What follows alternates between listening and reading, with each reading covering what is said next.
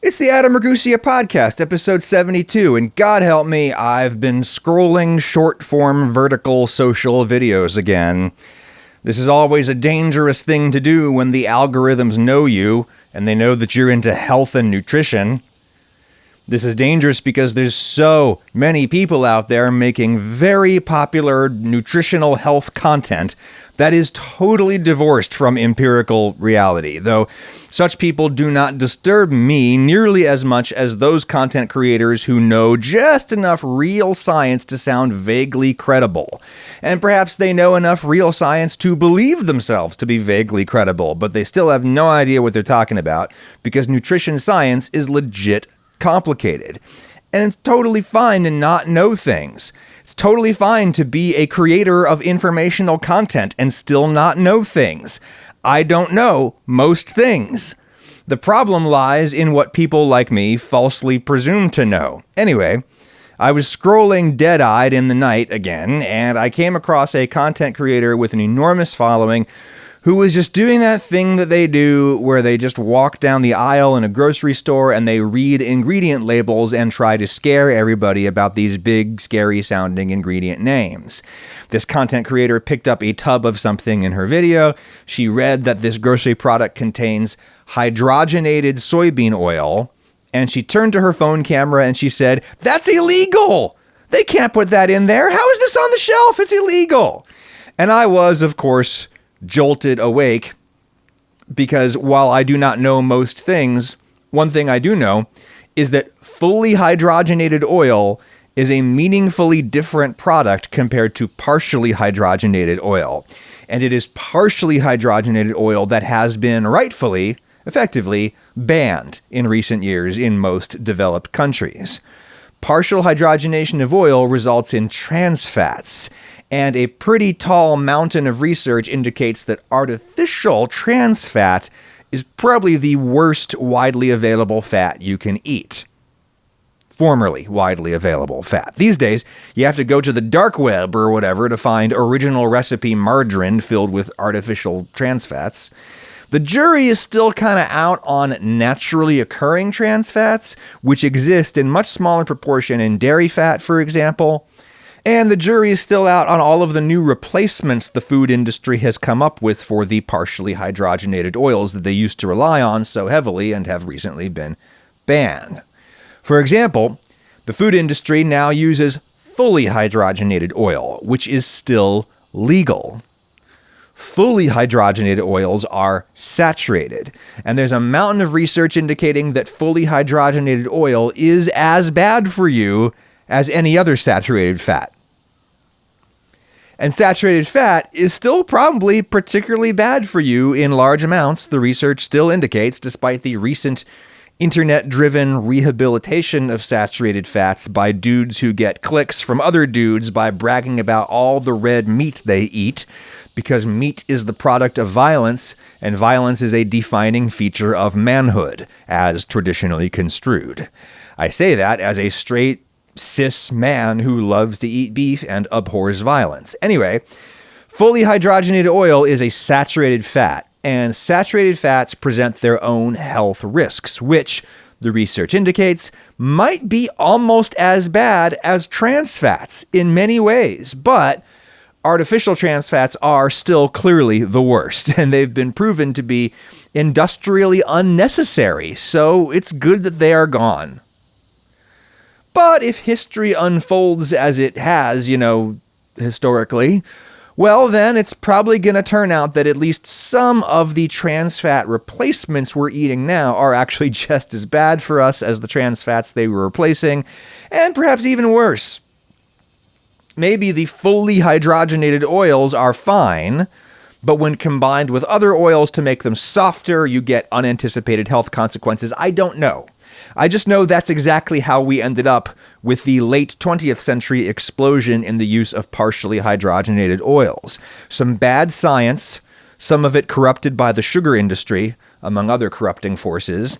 Some bad science in the mid to late 20th century indicated that partially hydrogenated oil would be much healthier than naturally saturated fats like butter and beef tallow. The Center for Science in the Public Interest and other generally well-informed, well-intentioned expert organizations went after McDonald's for frying their fries in rendered beef fat, which I remember when I was a kid was this kind of dirty secret akin to an urban legend. Like, dude, did you know if you eat Pop Rocks with soda, you'll die? Not true. Dude, did you know McDonald's makes their fries in beef grease? True. Or it was true back then, and it's not something that we would whisper about today, right? Today, fancy restaurants shout from the rooftops that they make their fries in tallow or duck fat or whatever. But when I was a kid in the 1980s and 90s, everybody was convinced that saturated fat, which we used to chiefly get from animals, was giving us all heart attacks, and any other kind of fat would be better. So, partially hydrogenated vegetable oils, which can be used to imitate butter and other animal fats. Problem is, partially hydrogenated vegetable oils contain huge amounts of trans fat, and they contain trans fats in particularly dangerous isoforms compared to naturally occurring trans fats. And that's why partially hydrogenated oils are effectively illegal now in foods. I can't promise that fully hydrogenated oils are going to be considered legal and relatively safe forever, but they are in basically good standing for the moment. It's not weird or illegal when you see a product that lists hydrogenated oil in the ingredients. Partially hydrogenated is really bad. Fully hydrogenated is less bad. Why? Because of the trans fats. Partially hydrogenated has lots of trans fats. Fully hydrogenated does not. Trans fatty acids are unsaturated fatty acids that have at least one unconjugated double bond in the trans configuration. Hand on my heart, if you stick with me, you're going to understand what that actually means. And as a bonus, you will learn about the scientific nomenclatural origins of the prefixes trans and cis, which have, of course, rocketed into the general discourse in recent years. And you'll learn why partially hydrogenated oils have lots of trans fats, while fully hydrogenated oils have lots of cis fats, and why cis fat is generally better for you than trans fat. Please think twice before making dumb internet jokes about how Adam Ragusa said cis is better than trans, hardy har har. In the particular case of unsaturated fatty acids, yes, cis really is generally better than trans, but this is why context matters. Anyway, the Latin preposition cis means on the side of. The corresponding preposition trans means on the other side. And in that sense, trans is a much more familiar word to us because it is preserved in so many Roman place names. Transylvania. Sylvania means forest. Transylvania is an area that the Romans thought of as being on the other side of the forest. Transylvania literally means on the other side of the forest. Transjordan is a historic name for most of what is now the modern state of Jordan in West Asia. On all the old British colonial maps, for example, you will see this area labeled as Transjordan. Indeed, Transjordan is a name that embodies an inherently Western perspective, because Transjordan literally means on the other side of the Jordan River. But which side is the other side? Well, the east side, of course, because this name was coined by people on the western side of the Jordan River, i.e. the Romans. Did they call the west bank of the Jordan Cisjordan? Holy crap, they actually did. Cisjordan literally means on this side of the Jordan, and it implicitly means on our side of the Jordan, on the side of the speaker. And the Brits used to refer to all of the land between the Jordan and the Mediterranean as Cisjordan. All of modern Israel, the West Bank and Gaza, the one-time British Mandate of Palestine. They seem to use the term Cisjordan to refer to this land geographically, and they use the term Palestine to refer to this land politically. Same way you would refer to like the nation of Turkey as being mostly on the geographic landform that people call Anatolia. Anatolia is the land, Turkey is the country, mostly on that land. Side note about Turkey. Turkish fans of the Ragusia Pod, I really need your help. I do. I understand that your country is attempting to rebrand itself. The Turkish government has made it plainly clear to the international community that they would like all of us to stop using the English name for Turkey, which is Turkey, and instead, the Turks would like us to use the Turkish name for Turkey, which makes total sense to me. I support that, in theory. People get to decide what they themselves are called, within reason. And I'm all about defaulting in the direction of primary sources. I'm a journalist. I also understand why Turkey would rather not be known as Turkey on the current global stage, which is set by the Brits, this global stage, via their empire that made English the international language. The words and names and such will always at least imply some kind of perspective, some point of view on the part of the speaker, and the English name for Turkey is no exception.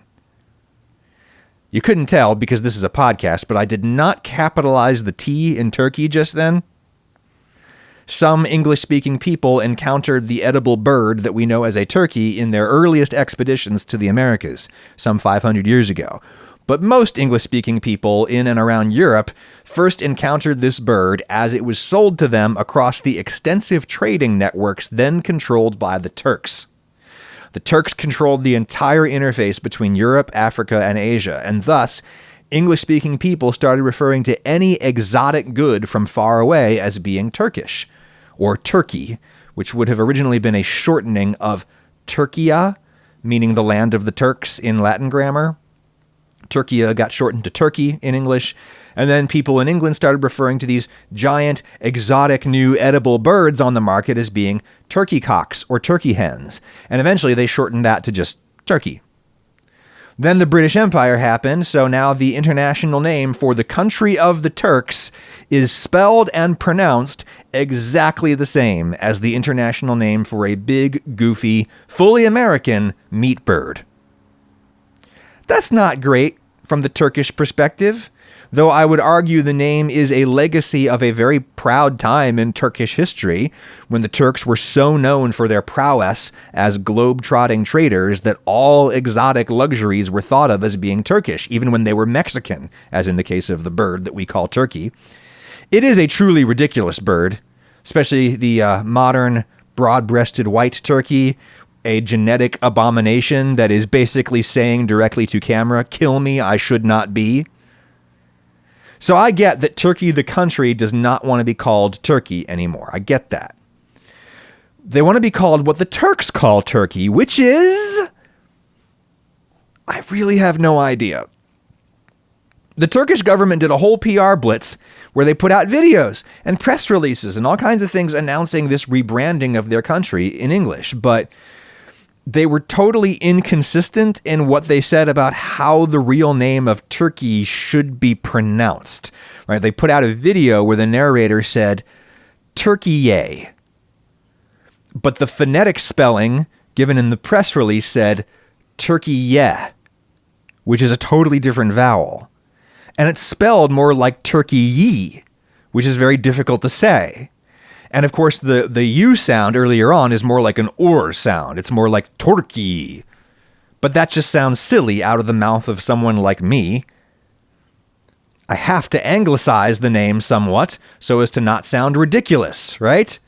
Even though I live in Knoxville, Tennessee, I still pronounce it Knoxville, whereas most people who were born here generally say it more like Knoxville.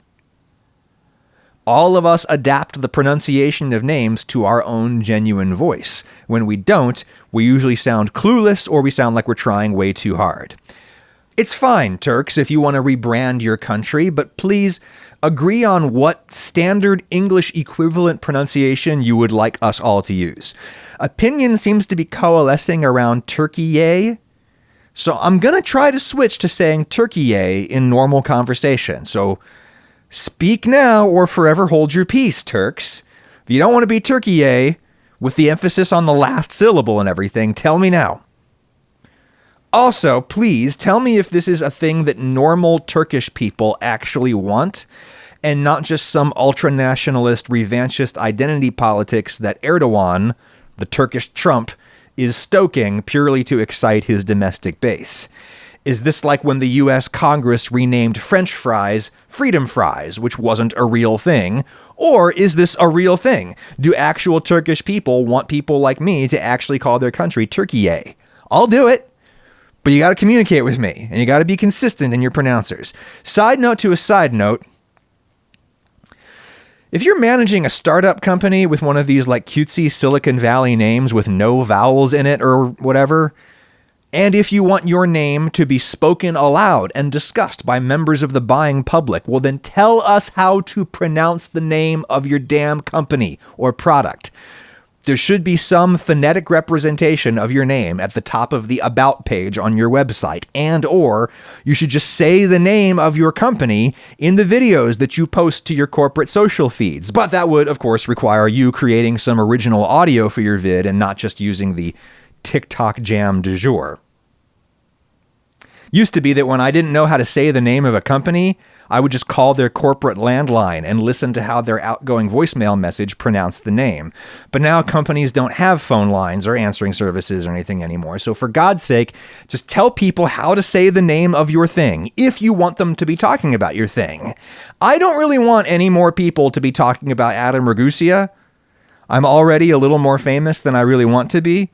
So I'm not plastering the internet with phonetic renderings of my difficult last name, but I have done so in the past when I wanted people to be talking about me.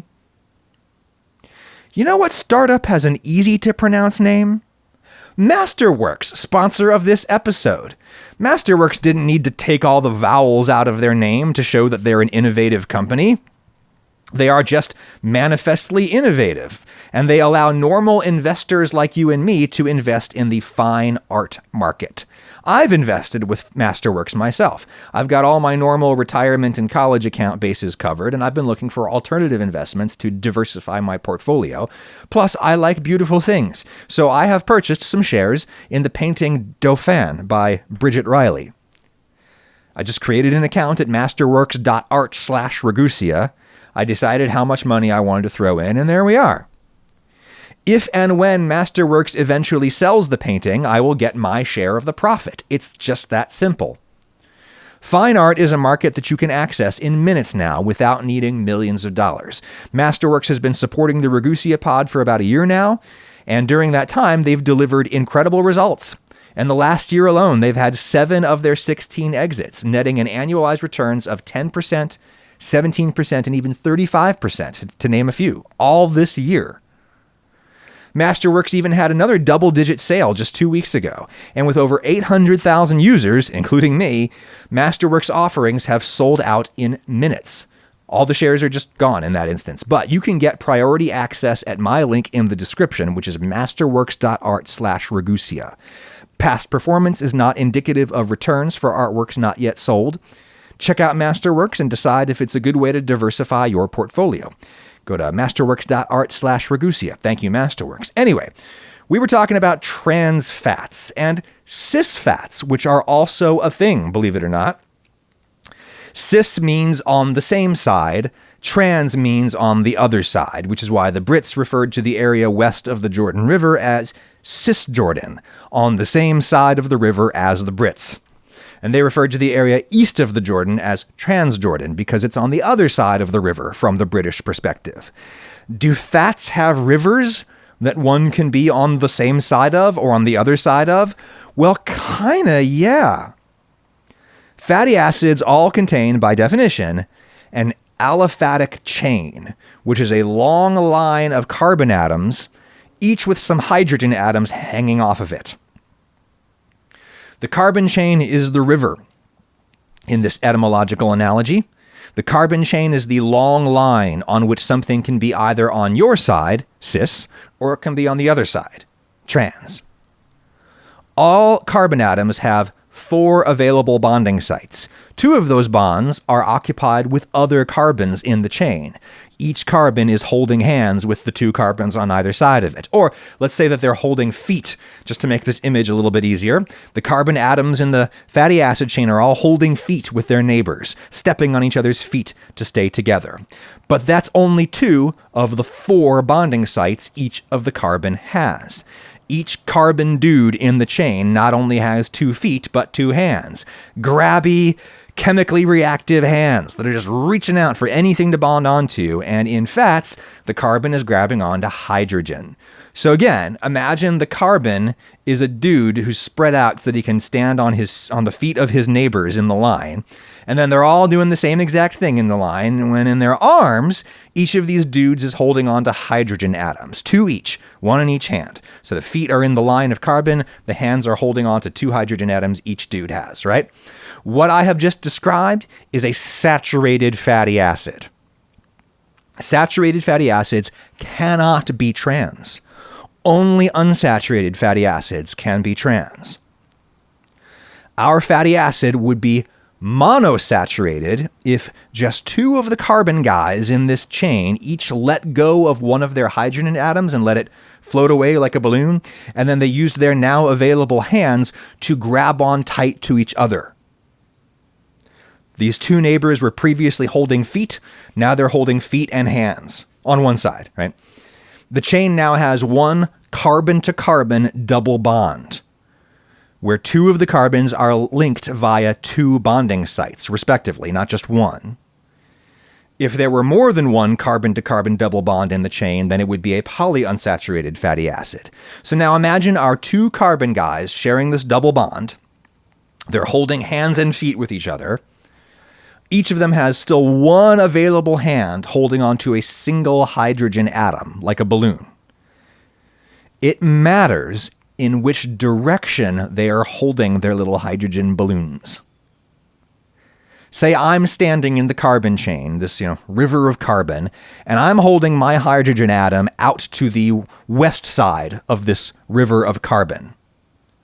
If my buddy in the chain, who I'm holding hands and feet with, is also holding his hydrogen out to the west side of this river of carbon, then we're both holding our hydrogens out on the same side relative to the line. Then we've got ourselves there a cis configuration. Our hydrogens are both on the same side relative to each other. That's a cis fat. And one of its many properties is that it is bent. When you have a cis configuration of hydrogen atoms around the carbon-carbon double bond in this unsaturated fatty acid chain that you've got going on, that creates, in effect, an imbalance of forces across the length of this whole chain. The hydrogen atoms are both on the same side of that double bond. They repel each other slightly, so this creates an imbalance, and therefore the chain bends along that double bond.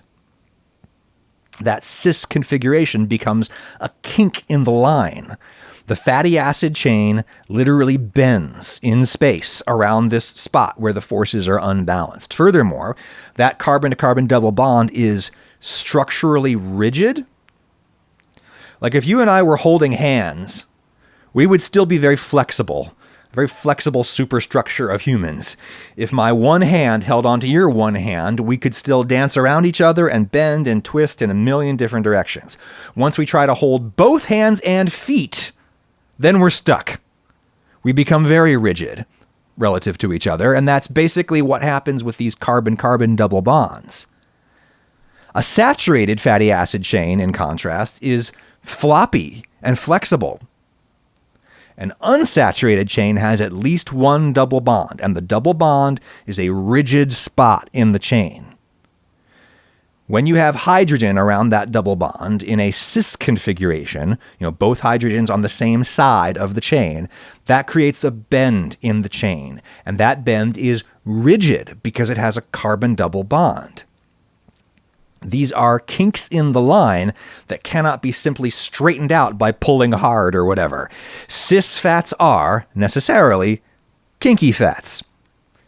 And when fatty acids are each filled with these random rigid kinks or bends in their structure, they are less able to line up in neat little rows and to crystallize. Thus, cis fats tend to be liquid at room temperature.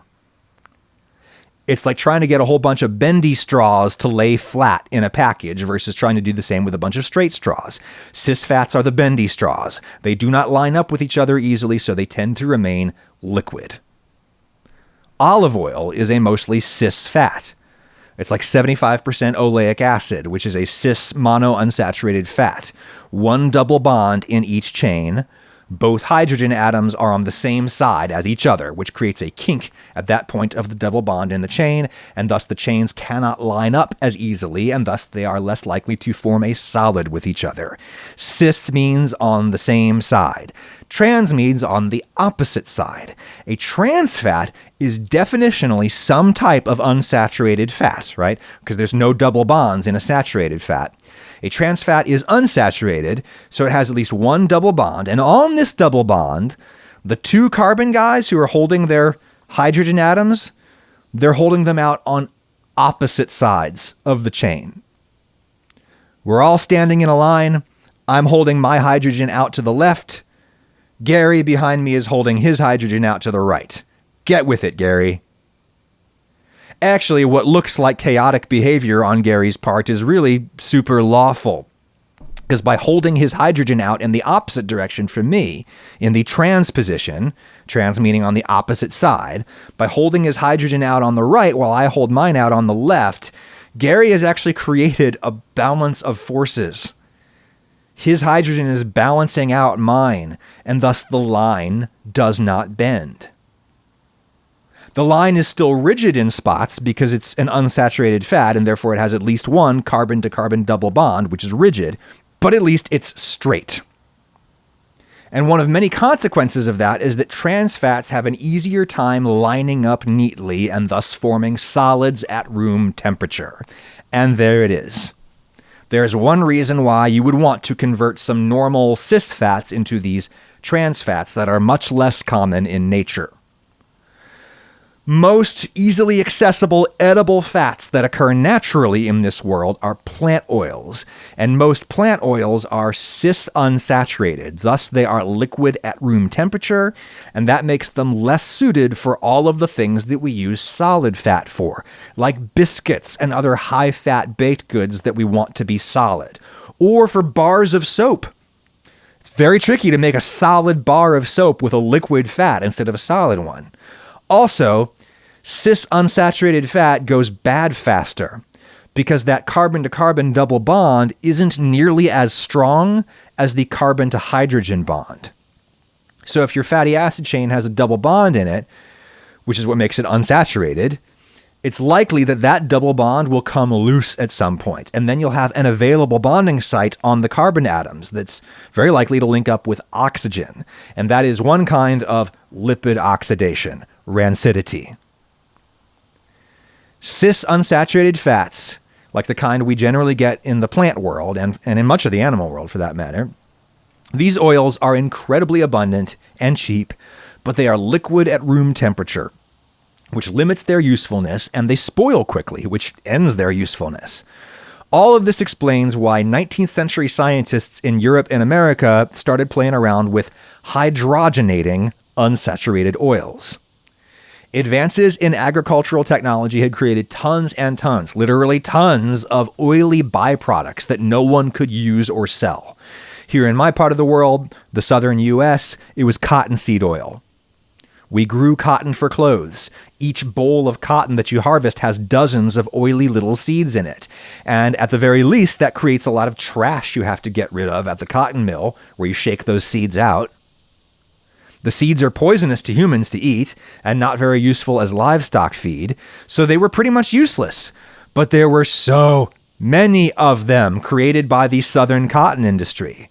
That is why Wallace McCaw of the Macon Manufacturing Company in Macon, Georgia, explored ways of processing cotton seeds to make them useful. And he contributed to the development of what became Crisco, short for crystallized cottonseed oil. Legend has it that the yellow bricks in the jaw-dropping McCaw mansion in downtown Macon were made to look like bricks of Crisco. That's one of those stories that's just too good to scrutinize for historicity. The Procter & Gamble company here in the U.S. developed Crisco using some knowledge that they got from Wallace McCaw, and also some knowledge that they got by licensing a German patent held by Wilhelm Norman, a German scientist who was trying to market his own useless oils. Not cottonseed oil over there in Europe, but rather like whale oil and other fish oils. European marine industries had generated massive quantities of these stinky, fishy oils for generations, and people burned whale oil in lamps and some such. But by the late 19th century, there were cleaner burning fuels on the market. So one of the many things that Wilhelm Norman was thinking about at the oil factory where he worked was how to sell all of this whale oil. Hydrogenation renders unsaturated oils solid, stable, and not stinky anymore, or at least the process helps with the smell. There are other processes that you can do to fully deodorize oils, but hydrogenation itself really helps. And how did Wilhelm Norman do it? Well, he did it by flowing liquid oil over a solid nickel metal catalyst in the presence of hydrogen gas. You do that, some of the carbon-carbon double bonds break open, and gaseous hydrogen swoops in to occupy those newly freed bonding sites so that the fats do not oxidize, and there you've got hydrogenated oil. I'm sure I am grotesquely oversimplifying all of that, as I always do, as a matter of necessity, but the point is, hydrogenation can turn unsaturated oil into saturated fat. I've been using the terms interchangeably, but under the narrow definitions, oil is liquid and fat is solid at room temperature. Here's the catch. You can hydrogenate oil too much. If you really go hard on this process, and if you convert every single carbon double bond into a single bond, and if you fully flood the zone with hydrogen so as to fully saturate all of your oil with hydrogen, the resulting product has limited use in food because it is so hard and waxy. You can melt it down, but at room temperature, fully hydrogenated oil is almost rock hard, and a biscuit made with it would feel like a mouthful of greasy pebbles or some such. None of the fats that you encounter in nature are fully saturated because they're all mixtures of different kinds of fatty acids. Beef fat is, at most, 50% saturated. And think of how solid beef fat is at room temperature. Coconut oil is like 90% saturated. And if you've ever bought real, relatively unprocessed coconut oil from the store, you know how hard and waxy it is. Imagine if it was 100% saturated instead of being just 90% saturated. So the manufacturers of Crisco and similar products that are modeled after butter and lard, they only hydrogenated their oil just enough to get a semi-solid texture at room temperature.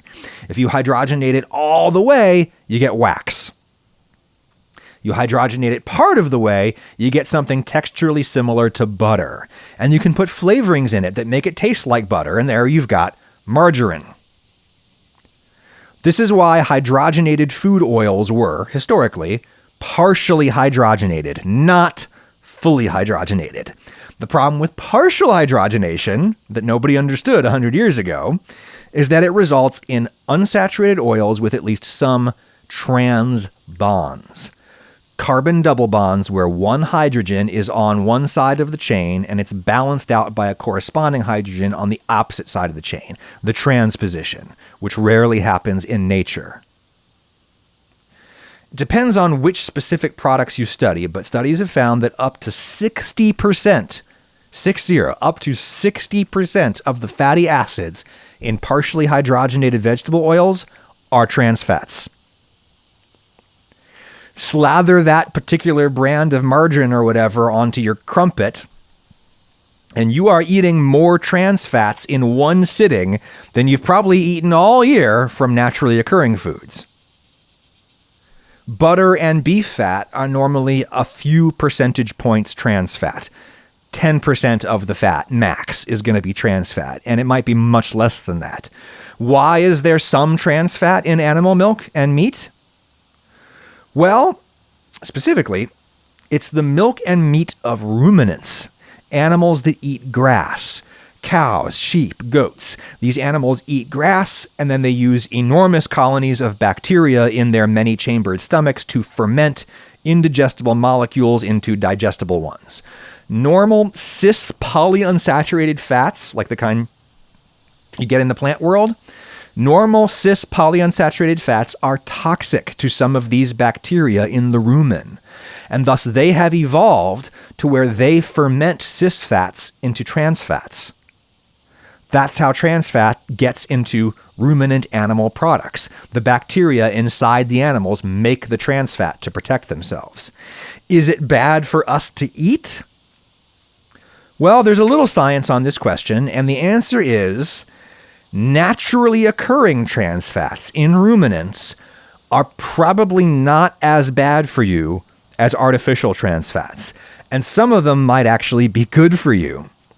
How is that possible? Trans fat is trans fat, right? No! That's as wrong as when people try to say sugar is sugar. Chemistry is complicated, especially the closer you look. Sometimes totally different molecules get categorized under the same name, or sometimes it is the same molecule, but it's a different isomer or a different arrangement of the same atoms in space. Very subtle differences at tiny scales can result in radically different biological effects. One of the most common types of trans fat that occurs naturally in beef and dairy is vaccinic acid. And there's a couple of rat studies on the books where vaccinic acid was found to actually lower bad cholesterol, or at least not make the bad cholesterol levels any worse. In contrast, the particular kinds of trans fat that you tend to get from industrial hydrogenation have been shown to definitely raise bad cholesterol in rats and in humans. That is the main way in which we know that trans fats are really, really bad for us. They raise your LDL and they lower your HDL.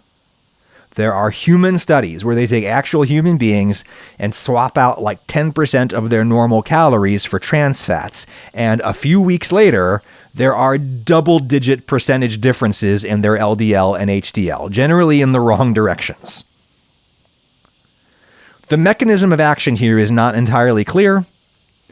There are a couple of studies indicating that trans fats signal the liver to make chemical precursors of low-density lipoproteins, which is the bad kind of cholesterol that blocks your arteries and gives you heart attacks and strokes. Eating the particular kinds of trans fats created by hydrogenation promotes LDL synthesis in your liver. But wait, there's more. Trans fats have been shown to promote inflammation. Of course, scientifically illiterate people who get clicks by stoking fears about toxic foods just love to talk about how everything promotes inflammation. Inflammation is a conveniently vague problem. But the thing is, it's real. Fears about food causing inflammation are not necessarily bullshit. Sterile inflammation is when some part of your body swells up as though it has an infection, but there is no infection. Lots of foods that we eat and other things that we're exposed to all the time create low-level sterile inflammation through whole parts of your body or through whole body systems, systemic inflammation. And over time, this constant low-level inflammation hurts us and shortens our lives, probably. There's lots of studies showing a rise in inflammatory markers associated with a rise in trans fat consumption. For example, there's one study where they took healthy men, they swapped out 8% of their calories with industrial trans fats for 5 weeks, and on average, these guys, their C-reactive protein concentration in their blood plasma tripled. C-reactive protein is an inflammatory marker associated with atherosclerosis. Trans fats have also been shown to stress the endoplasmic reticulum, which is kind of like a miniature simplified circulatory system that serves individual cells, like it's inside the cell, in the cytoplasm. You know what also stresses the endoplasmic reticulum? Saturated fats. And saturated fats cannot, by definition, be trans. The balance of research and expert opinion remains that saturated fat is also bad for you compared to most unsaturated fats. It's just not quite as bad for you as industrial trans fats. Plus, it's a lot easier to remove industrial trans fats from your diet. I mean, they didn't exist until like a little over 100 years ago. Saturated fats, in contrast, have been in our diets since forever. If you're a government health official, you look at an ingredient that people can easily do without, and it's not natural, and it seems to be particularly injurious to people. So yeah, if you're going to ban anything, you ban that, which is what they did. The ban on artificial trans fats in the US went into full effect in 2018. And industry adapted. Now a product like Crisco is made with fully hydrogenated soybean oil, fully saturated, cannot be trans. And because it's so waxy, they soften it by mixing in some other stuff. Look at the ingredient labels. Just remember that fully hydrogenated oil is not a trans fat. It cannot be a trans fat. Trans fats are unsaturated by definition. Fully hydrogenated equals saturated. Saturated fat is also bad, but the government can't ban it. Nor could the government ban natural trans fats, even if they wanted to. Natural trans fats are produced in rumen, so they're just in the milk and in the meat of ruminants. Natural trans fats tend to be different kinds of trans fats, different isomers, all that. And what limited evidence we have suggests there is not such a strong correlation between natural trans fats and heart disease, etc. It's unclear whether that lack of correlation is due to these trans fats being different or if it's due to them being scarce. Because even if you got 100% of your calories from butter, you would still only get about 4% of your calories from trans fat, because butter is only about 4% trans fat. A diet heavy in pre-ban processed snack cakes full of partially hydrogenated oils would probably have way more trans fat than even that hypothetical all-butter diet that no one would actually eat. If you want to read more about artificial trans fat versus natural trans fat versus saturated fat, there is a link in the description to the recent literature review that was the jumping off point for my research today. Make good choices, and I'll talk to you next time.